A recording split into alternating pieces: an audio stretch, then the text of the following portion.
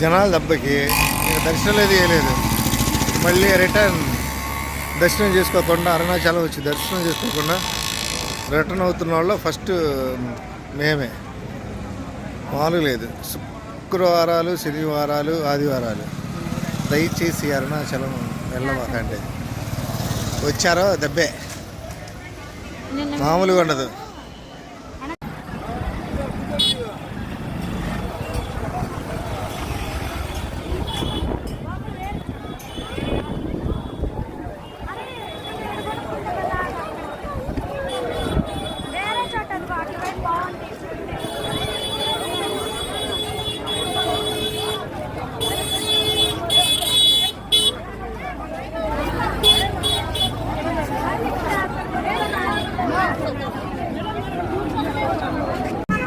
ఎవడరా స్వామి అరుణాచలంలో ఫ్రీగా దర్శనం అవుతుందని చెప్పింది, మామూలుగా లేదు.